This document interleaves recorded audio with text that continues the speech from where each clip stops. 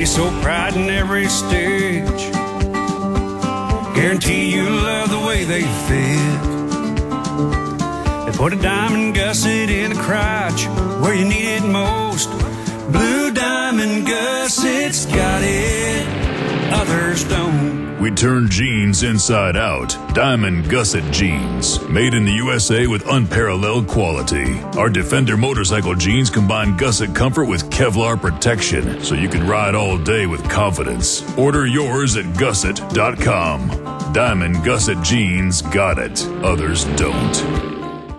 You may be arrested and or subject to other police action. Tyranny is here. The grim future foretold in 1984 has become reality. It really says that the state is God. The United States is now recognized globally as one of the most oppressive police states on earth. This film conclusively proves the existence of a secret network of FEMA camps, now being expanded nationwide. This documentary exposes how the continuity of government program has established an all-powerful shadow state. Police State 4 chronicles the sickening depths to which our republic has fallen. Prepare to enter the secretive world of emergency dictatorship. Body scanners, sound cannons, citizen spies, stage terror, and cameras on every street corner. It's only the beginning of the New World Order's hellish plan. The police state isn't coming. It's here. Secure your copy today at Infowars.com or see it online in the highest quality at PrisonPlanet.tv. Before you slip into We are back. It is the Alex Jones Show. I'm Jason Burma sitting in. We're with Paul Joseph Watson. We're going to be going to a clip of Wolf Blitzer grilling Rand Paul, guilty until proven innocent, of course, when you're part of the establishment media, about his racism and he doesn't like civil rights. But first, I want to tell you about my latest and greatest film, Invisible Empire, A New World Order Defined. Folks, this is something I had worked on over the last 5 years doing research. Alex Jones was good enough to have me out here in the last year and a half to put this together. Graphically, I feel it is the best New World Order film out there. It has hundreds of quotes from the elite establishment hacks themselves, promoting what? Global government and a new world order. So please get the DVD over at Infowars.com or become a PrisonPlanet.tv subscriber and watch it in the highest of quality. All right, I am going to go to this clip right now. Here is Blitzer going after Rand Paul, towing the establishment line. On CNN. I want to give you a chance to explain, because there's a lot of confusion right now about precisely where you stand. I'll ask you a simple question. If you had been a member of the Senate or the House back in 1964, would you have voted yay or nay for the Civil Rights Act? Yes, I would have voted yes. So why is there all this confusion emerging right now? Give me your analysis, because you've had to issue a statement today. There have been interviews on NPR yesterday and MSNBC. Tell us what's going on. Well, first of all, Wolf, I thought I was supposed to get a honeymoon. When does my honeymoon start, after my victory? No such thing in politics, Dr. Paul. No such thing. I think you're right. I think what troubles me is that the news cycle's gotten out of control. I mean, for several hours on a major news network yesterday, they reported repeatedly that I was for repealing the Civil Rights Act. That is not only not true, never been my position, but is an out-and-out lie, and they repeated it all day long. It started with my Democrat opponent asserting this, but has never been my position.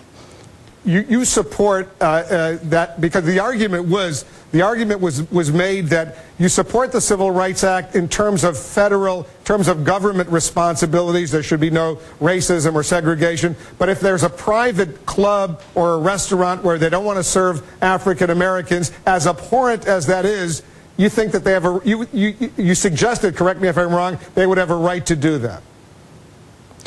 Well, what I did suggest was that it was a stain on the history of the South and of our country that, we desegregated in 1840 in Boston. William Lloyd Garrison was up there with Frederick Douglass being thrown off trains and going through what happened in the 1960s in 1840 in Boston. So I think it is a stain on our history and something that I am sad for, and something that, if I had been alive at the time, would hope that I would have been there marching with Martin Luther King. One of our biggest county coordinators was there with Martin Luther King, attended the rallies in D.C., and considers himself to be a civil rights activist, and he takes it as a personal insult that people will say that our movement doesn't believe in civil rights. But I just want to be precise on this, Dr. Paul. I just want to be precise. Did Woolworth, the department store, have a right at their lunch counters to segregate blacks and whites? I think that there was an overriding problem in the South so big that it did require federal intervention in the 60s, and it stemmed from things that I said, had been going on really 120 years too long, and the southern states weren't correcting it, and I think there was a need for federal intervention. All right, so you've clarified you would have voted you would have voted yes in favor of the 1964 Civil Rights Act. Would you also have voted for the Americans with Disabilities Act? Well, I have some questions about it. I mean, the one question that comes to mind to my thinking is, let's say you have a local office and you have a two-story office and one of your workers is handicapped. Should you not be allowed maybe to offer them an office on the first floor, or should you be forced to put in a $100,000 elevator? I think that sounds like common sense, that you should be allowed maybe to give them a first-floor office.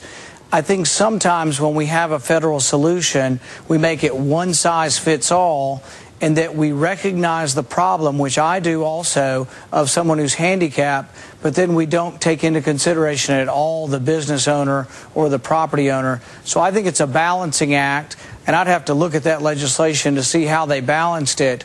But my understanding is that small business owners were often forced to put in elevators, and I think you ought to at least be given the choice of, can you provide an opportunity without maybe having to pay for an elevator? So the answer is you don't know for sure if you would have voted yes or no on that Americans for Disabilities Act.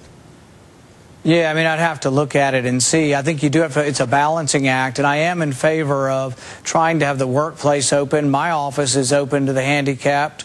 We try very hard, but it's been open to the handicapped for decades. So, it doesn't always take government for people to do the right thing. Sometimes government has to step in extraordinary circumstances, but I think a lot of times that the private world can step up and do the right things, or we can find local solutions over federal solutions. So it's not always whether you oppose something, it's about where the solution should arrive, whether it arrives at the federal government or the local government. I do think, though, that there is a big civil rights issue out there, and I think the Democrats avoid it, and that's school choice. I think the biggest thing holding down our inner city communities is a lack of good education, and I say give them a choice, let them choose to go to a school anywhere in the city or outside the city.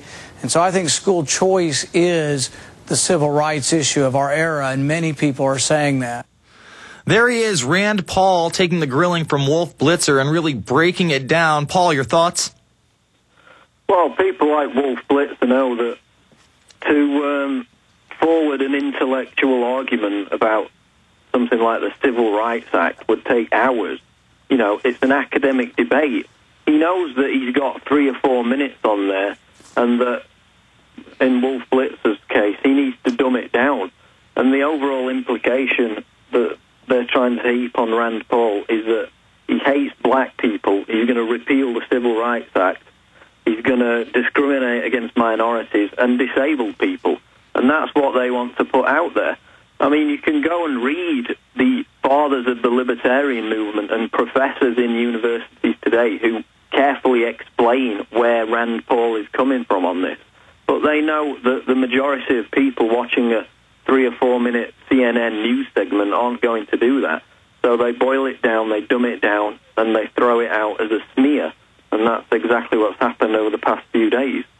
And if you listen to what he says, especially at the end, he's actually for minorities being able to pick their own schooling. If anybody's ever been into the inner city of New York, of course, it's largely minority-based. And he's saying, well, those kids should have a choice at a real education, and the majority do not. And talking about that as a real civil rights issue, that's not on the headlines, Paul. Well, exactly. And I mean, he's got nothing to defend himself against. That's what Ron Paul said, and it's exactly right, because this has been contrived by the corporate media. They tried it with calling him a racist country club elitist just because he had his victory celebration there. That didn't work, so now they're going at it from this angle. And the corporate media has lost most of its credibility. So these kind of smears don't work anymore, which is what they need to understand, which is why they're flip-flopping from one to another. And now it seems to have moved on to this. Rand Paul went on the Alex Jones show a few times, and that supposedly makes him evil now. So it looks like they're going to try and run with that one next. But